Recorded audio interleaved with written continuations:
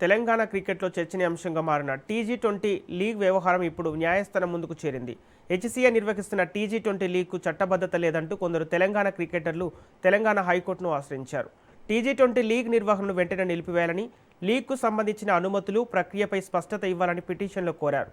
మాజీ cricketer Ambati Rayudu T20 governor council తమను తప్పుదారి పట్టించింది అని పిటిషనర్లు ఆరోపించారు.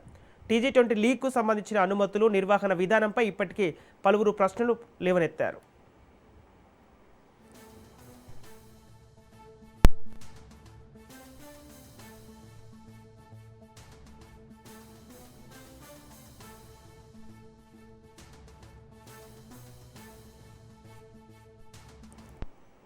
తెలంగాణ క్రికెట్లో చర్చనీయాంశంగా మారిన టీ20 లీగ్ వ్యవహారం ఇప్పుడు న్యాయస్థానం ముందుకు చేరింది. హెచ్సీఏ నిర్వహిస్తున్న టీ20 లీగ్కు చట్టబద్ధత లేదంటూ కొందరు తెలంగాణ క్రికెటర్లు తెలంగాణ హైకోర్టును ఆశ్రయించారు. టీ20 లీగ్ నిర్వహణను వెంటనే నిలిపివేయాలని, లీగ్కు సంబంధించిన అనుమతులు, ప్రక్రియపై స్పష్టత ఇవ్వాలని పిటిషన్లో కోరారు. మాజీ cricketer Ambati Rayudu T20 governor council తప్పుదారి పట్టించిందని పిటిషనర్లు ఆరోపించారు. టీ20 లీగ్కు సంబంధించిన అనుమతులు, నిర్వహణ విధానంపై ఇప్పటికే పలువురు ప్రశ్నలు లేవనెత్తారు.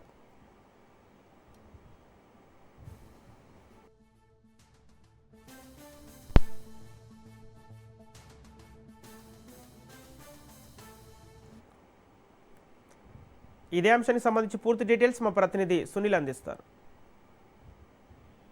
తెలంగాణ క్రికెట్ అసోసియేషన్ మళ్ళీ హైకోర్టును ఆశ్రయించింది. ఇప్పటికే దీనిపై గతంలోనే టీ20 లీగ్ ని ఈ నెల 21 నుంచి నిర్వహిస్తున్న టీ20 లీగ్ ని ఆపాలంటూ కూడా ఆ గతంలోనే తీసే నిబంధనలకు విరుద్ధంగా ఈ యొక్క క్రికెట్ లీగ్ ని హైదరాబాద్ క్రికెట్ అసోసియేషన్ నిర్వహిస్తుంది కాబట్టి దీన్ని వెంటనే ఆపాలంటూ కూడా తెలంగాణ క్రికెట్ అసోసియేషన్ అధికారులు ఈరోజు హైకోర్టులో పిటిషన్ దాఖలు చేశారు.